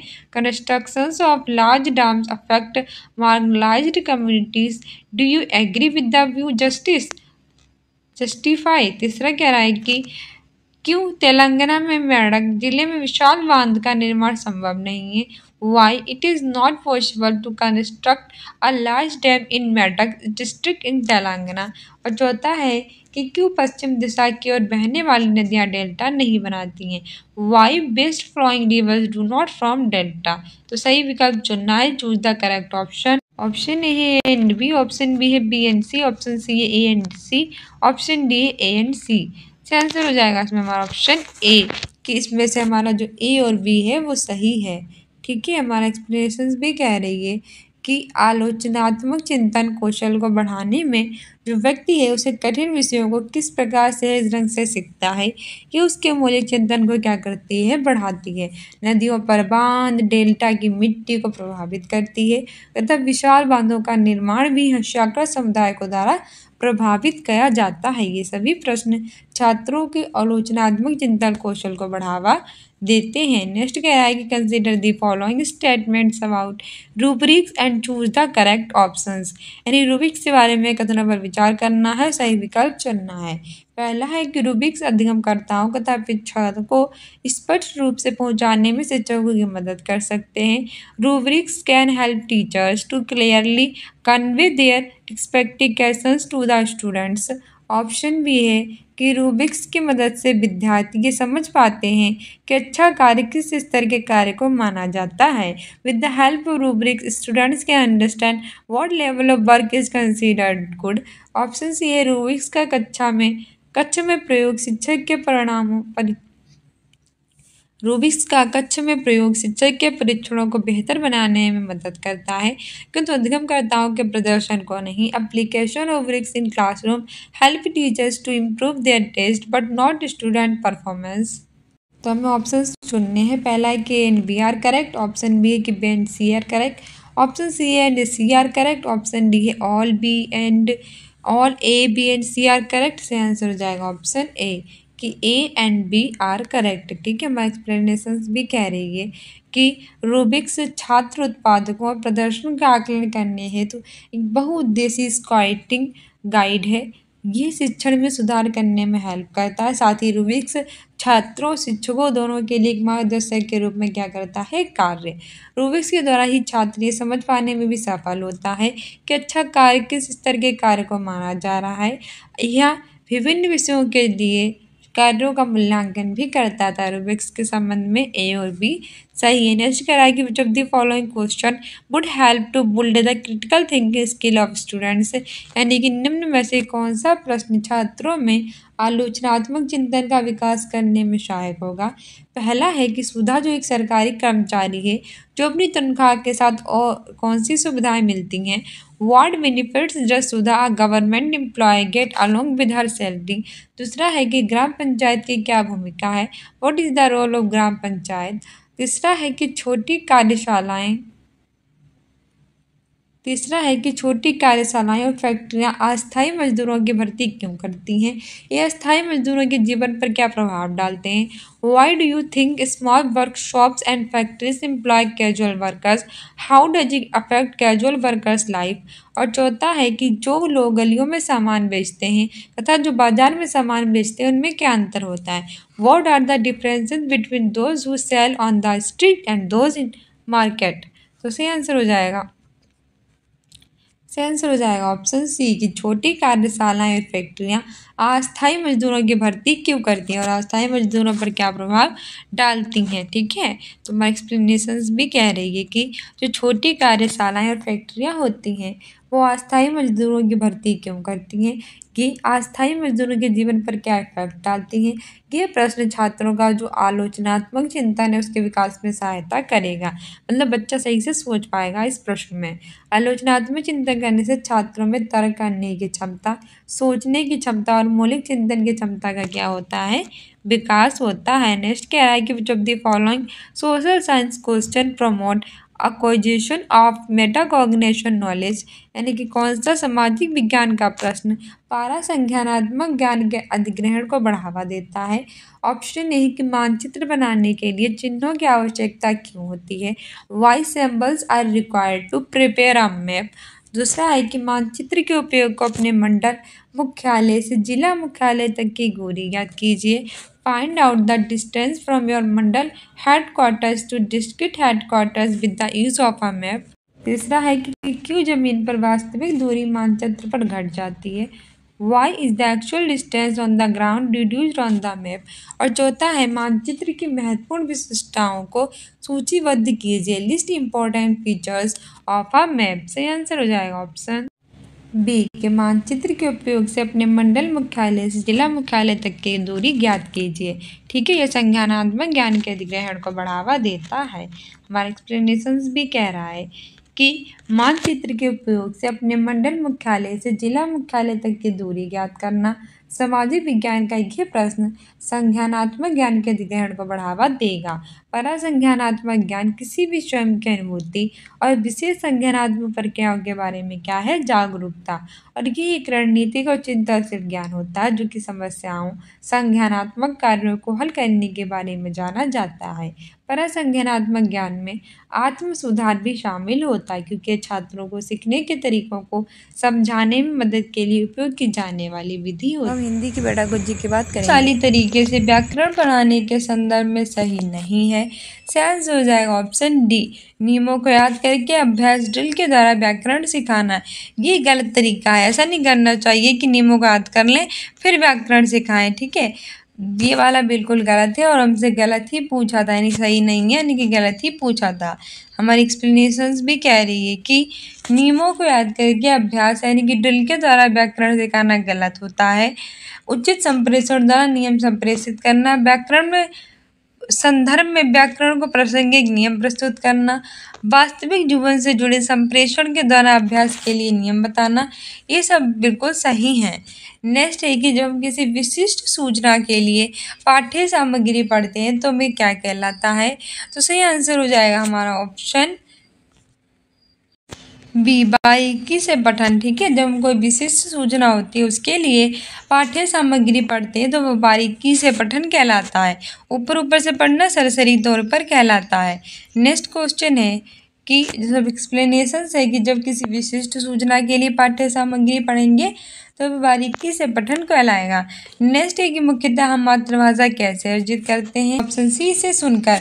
मुख्यतः हम अपनी मदर लैंग्वेज जो है उसे सुनकर, मदर टंग जो है उसे सुनकर अर्जित करते हैं। घर में माता पिता बोलते हैं, दादा बाबा दादी बोलते हैं, भाई बहन बोलते हैं तो हम भी सीख जाते हैं, हमें उसको स्पेशली लर्न नहीं करना पड़ता है। नेक्स्ट क्वेश्चन है कि मातृभाषा मुख्यतः हम सुनकर अर्जित करते हैं। मातृभाषा क्या होती है, भाषा का वह रूप जिसे हम सबसे पहले परिवार में रहकर सीखते हैं वह हमारी मातृभाषा कहलाती है, यानी कि वे जो हम बिना किसी इफेक्ट के यूं ही घर में आपस में खेल खेल कर सीख जाते हैं तो वो मातृभाषा होती है। नेक्स्ट है कि व्याकरण सीखने का कौन सा उपागम इस सिद्धांत को प्रोत्साहित करता है कि भाषा सीखना नियमों को सीखने से संबंधित है। तो जहाँ पे नियम आ गए वहाँ पे निगमनात्मक होगी, यानी कि पहला नियम होंगे फिर सिखाया जाएगा तो वहाँ पे निगमनात्मक है। पहले सिखाया जाए बाद में नियम रटाया जाए तो वो आगमनात्मक होगा। तो पहले नियमों को सीखने से संबंधित निगमनात्मक होगा, ऑप्शन ए सही हो जाएगा। हमारी एक्सप्लेनेशंस भी कह रही है कि व्याकरण सिखाने का निगमनात्मक उपागम इस सिद्धांत के लिए बताता है कि नियमों को सीखने से संबंधित है, ठीक है। इस पर क्या किया जाता है कि सबसे पहले नियम बताए जाते हैं या सूत्र वगैरह, फिर उस उदाहरणों का प्रयोग किया जाता है, इसे हम निगमन कहते हैं। जबकि आगमन में पहले उदाहरण दिए जाते हैं बाद में नियम बताए जाते हैं। नेक्स्ट क्वेश्चन कह रहा है कि कोई अध्यापक अपने शिक्षार्थियों के कम अंक आने के कारणों का पता किस प्रकार लगाएगा, से आंसर हो जाएगा ऑप्शन ए, निदानात्मक परीक्षण के द्वारा। अगर कोई अध्यापक है वो अपने विद्यार्थियों में कम अंक क्यों आ रहे हैं उसका पता लगाना चाहता है तो निदानात्मक परीक्षण अपनाएगा, जानेगा कि आखिरकार उसके बच्चे में क्यों उसके कम नंबर आ रहे हैं। नेक्स्ट क्वेश्चन कह रहा है कि एक अध्यापिका लेखन लिखने के लिए यानी कि लेखन सिखाने के लिए समाचार पत्र की एक रिपोर्ट का उपयोग करती है तो इस प्रकार की सामग्री को हम क्या कहेंगे, ऑप्शन सी, प्रामाणिक सामग्री। देखा है कि लेखन सिखाने के लिए समाचार पत्र प्रयोग कर रही है तो प्रमाण यूज कर रही है, प्रमाणिक। अकादमिक अगर स्कूल से रिलेटेड होता, प्राकृतिक अगर प्रकृति से होता, बाहरी से रिलेटेड होता। ऐसा कुछ नहीं है, वो सिर्फ कर रही है समाचार पत्र का यूज, लेखन सीखना है तो वो प्रामाणिक सामग्री का यूज कर रही है। नेक्स्ट क्वेश्चन है कि स्वर शैली यानी कि जो लहजा होता है वो किस में भिन्नता दर्शाता है, से आंसर हो जाएगा स्तर यानी कि पिच में, ठीक है। स्तर यानी कि पिच में भिन्नता दर्शाता है। होता क्या है जरा देख लो, स्वर शैली लहजा पिच में भिन्नता दर्शाता है। इसके अंतर्गत बोलने में आवाज़ का उतार चढ़ाव होता है, यानी कि स्वर शैली होती है इसमें जब हम बोलते हैं तो क्या होता है आवाज़ में उतार चढ़ाव होता है, कभी ज़्यादा बड़ी होती है कभी छोटी होती है, यानी कि जब महीन तभी मोटी होती है, उतार चढ़ाव होता रहता है, एक सी नहीं होती। ये बोलते समय उच्चारण के अर्थ में बदलाव भी आता है, श्रोता के अर्थ का एक विचार ये हमें देता है। नेक्स्ट है कि कक्षा में मातृभाषा का इस्तेमाल करना किस विधि की चारित्रिक विशेषता, ऑप्शन ए, प्रत्यक्ष विधि। क्लासरूम में मातृभाषा का इस्तेमाल नहीं करते हैं तो वो एक प्रत्यक्ष विधि की विशेषता होती है, ठीक है। होता क्या जरा देख लेते हैं। एक्सप्लेनेशन से है कि कक्षा में मातृभाषा का इस्तेमाल न करना प्रत्यक्ष विधि की चारित्रिक विशेषता है। प्रत्यक्ष विधि में जो वस्तुएं होती हैं उनको प्रत्यक्ष रूप से हमें दिखाना होता है, और सुगम पद्धति व जो प्राकृतिक विधि है उसे हम कहते हैं। इसमें एक या अधिक भाषा का ज्ञान होना चाहिए। ठीक है, इसमें अगर बच्चा एक से अधिक भाषा को जानेगा तो मतलब टीचर एक से अधिक भाषा को जानेंगी, इसका प्रयोग हम कर सकते हैं। एक्सप्लेनेशन है कि कक्षा में मातृभाषा का इस्तेमाल न करना प्रत्यक्ष विधि की चारित्रिक विशेषताएं हैं, यानी कि क्लासरूम में जो मदर लैंग्वेज है उसका उपयोग ना करें, ये प्रत्यक्ष विधि की है। प्रत्यक्ष विधि में वस्तुओं को प्रत्यक्ष रूप में दिखाना होता है। इस विधि में सुगम पद्धति व प्राकृतिक विधि भी कहते हैं। द्विभाषिकता में एक या अधिक भाषा का ज्ञान होना चाहिए। द्विभाषिकता क्या होती है? इसमें एक या फिर एक से अधिक भाषा का ज्ञान होगा, तो नाम से ही पता चलता है वो द्विभाषिकता होगा। नेक्स्ट क्वेश्चन है कि निदानात्मक परीक्षण किन के लिए प्रयुक्त किया जाता है? सही आंसर इसमें से हमारा हो जाएगा ऑप्शन ए, उपचारात्मक योजना बनाने की दृष्टि से विद्यार्थियों की सीखने संबंधी कमियां ढूंढने के लिए। हम निदानात्मक परीक्षण किस लिए प्रयोग करते हैं? जब हमें बच्चों की में जो थोड़ी प्रॉब्लम्स होती है, थोड़ी कमियां होती है, शॉर्टकमिंग्स होती हैं, उनको सर्च करना होता है, उनको ढूंढना होता है। ठीक है, तब हम निदानात्मक परीक्षण कहते हैं। हमारी एक्सप्लेनेशंस भी कह रही है कि उपचारात्मक परीक्षण बनाने की दृष्टि से विद्यार्थियों की सीखने संबंधी कमियां ढूंढने के लिए निदानात्मक परीक्षण प्रयुक्त किया जाता है। बिल्कुल सही बात है। जब हम उपचारात्मक योजना बनाने की देते हैं तब हम बच्चों के अंदर कुछ कमियां ढूंढते हैं, इसके लिए निदानात्मक परीक्षण प्रयोग करते हैं। ये इस तरह का परीक्षण होता है जिसके माध्यम से जो विद्यार्थी, जो स्टूडेंट्स होते हैं, उनके संप्राप्ति में पाए जाने वाले जो दोष और कमी है उनका क्या हो सकता है, हमें सम्यक ज्ञान होता है। नेक्स्ट है कि मूल्यांकन के संदर्भ में कौन सा कथन सही नहीं है? देखो नहीं पूछा है, तो सही आंसर हो जाएगा इसमें से हमारा ऑप्शन डी। मूल्यांकन शिक्षार्थी को उसके मजबूत पक्ष और कमियों के बारे में प्रतिपुष्टि देने के लिए होता है। ये बात बिल्कुल गलत है। ठीक है, क्योंकि हमसे नहीं पूछा था, जबकि मूल्यांकन मापन की अधिक सारगार्भिक सामग्री है। बिल्कुल सही है। मूल्यांकन मात्रात्मक गुणात्मक दोनों होता है। बिल्कुल सही, हमने देखा था मात्रात्मक भी होता है और गुणात्मक भी होता है। मूल्यांकन कुल शिक्षण अधिगम प्रक्रिया के मापन से संबंधित है। ये भी बिल्कुल सही बात है, लेकिन ये वाली बात गलत है और गलत ही हमसे पूछी थी, इसलिए सही हो जाएगा। एक्सप्लेनेशन से कि मूल्यांकन शिक्षार्थी को उसके जो मजबूत पक्ष और जो कमियां होती हैं उनके बारे में प्रतिपुष्टि देने के लिए होता है। ये बात बिल्कुल भी गलत है, बाकी सारी बातें सही हैं। नेक्स्ट क्वेश्चन कह रहा है कि भाषा शिक्षण के रचनावादी उपागम में अध्यापक से क्या अपेक्षा की जाती है? यानी कि जब भाषा शिक्षण होता है उसका जो रचनावादी उपागम है उससे टीचर से क्या अपेक्षा की जाती है? सही आंसर हो जाएगा ऑप्शन डी कि शिक्षार्थियों को ज्ञान के निर्माण में अपने अनुभवों का प्रयोग करने में मदद करना। क्या किया जाता है कि जो स्टूडेंट्स होते हैं उनके ज्ञान के निर्माण में अपने एक्सपीरियंस का प्रयोग करने में हेल्प करना ही ये हमारी अपेक्षा की जाती है टीचर से। और एक्सप्लेनेशंस भी कह रही है कि भाषा शिक्षण के रचनावादी उपागम में जो टीचर्स होते हैं उनसे शिक्षार्थियों के ज्ञान के निर्माण में अपने अनुभव का प्रयोग करने में मदद करने की अपेक्षा की जाती है। सीखने के लिए रचनावादी उपागम से हमें ये पता चलता है कि बालक सक्रिय रूप से अपने ज्ञान का निर्माण करता है। बालक कैसे अपने ज्ञान का निर्माण करता है? सक्रिय रूप से। और वह वास्तविक शिक्षार्थी के अनुभवों से कैसी होती है? निर्धारित होती है। ठीक है, नेक्स्ट क्वेश्चन कह रहा है कि पूर्व पठन से जुड़े कार्य किस लिए होते हैं? यानी कि पठन से पूर्व यानी पूर्व पठन से जुड़े हुए जो कार्य होते हैं वो किस लिए होते हैं? सही आंसर हो जाएगा ऑप्शन सी, मुख्य बिंदु को प्रस्तुत करने और शिक्षार्थियों को प्रोत्साहित करने के लिए। ठीक है, पूर्व पठन से जुड़े कार्य किस लिए होते हैं, हमसे ये पूछा, तो पूर्व पठन से कार्य इसलिए होते हैं जो मुख्य बिंदु होते हैं उनको प्रस्तुत किया जा सके और जो शिक्षार्थी हैं उनको प्रोत्साहित किया जा सके। ठीक है, हमारी एक्सप्लेनेशंस भी कह रही है कि पूर्व पठन से जुड़े कार्य मुख्य बिंदु को प्रस्तुत करने के लिए और शिक्षार्थी को प्रोत्साहित करने के लिए होते हैं। ये विशिष्ट रूप से उन छात्रों के लिए महत्वपूर्ण होते हैं जिनके घर की भाषा स्कूल की भाषा से कैसी होती है? अलग होती है, यानी कि घर में अलग बोली जाती है और स्कूल में अलग।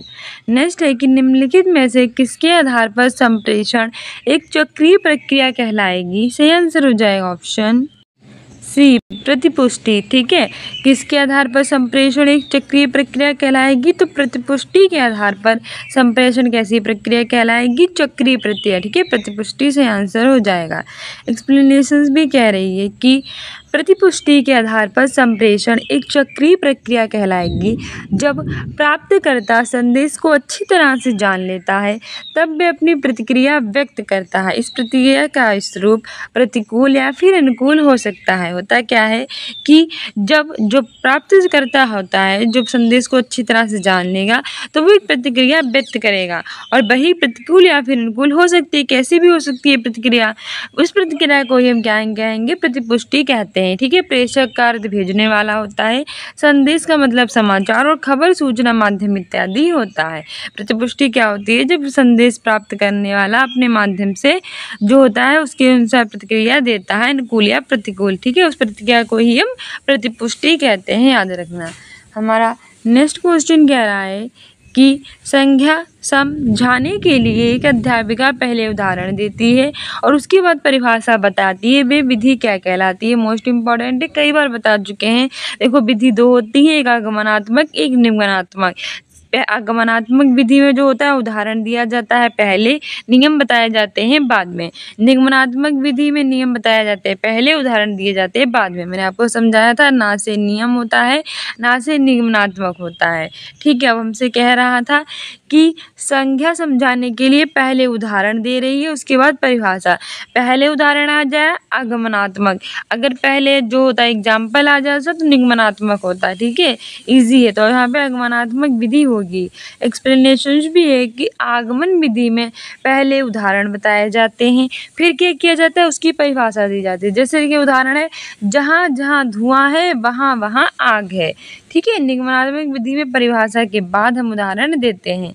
नेक्स्ट क्वेश्चन कह रहा है कि जब एक अध्यापक भाषा पढ़ने के लिए विज्ञान और सामाजिक विज्ञान के पाठों का उपयोग करता है, यह उपागम क्या कहलाएगा? आंसर हो जाएगा हमारा ऑप्शन डी, भाषा समुच्चय पाठ्यक्रम में। ठीक है, जब हमारा जो अध्यापक है वो भाषा पढ़ाने के लिए विज्ञान और सामाजिक विज्ञान के पाठों का उपयोग करता है, ये उपागम भाषा समुच्चय पाठ्यक्रम उपागम कहलाता है। समग्र भाषा पद्धति जो होती है वो बच्चों के भाषाई विकास की स्पष्ट समझ पर क्या देती है? बल देती है। ठीक है, सॉरी स्टूडेंट्स, ये था हमारा प्रीवियस ईयर का पेपर। मिलते हैं नेक्स्ट वीडियो में। Keep loving, keep watching, keep sharing. Thank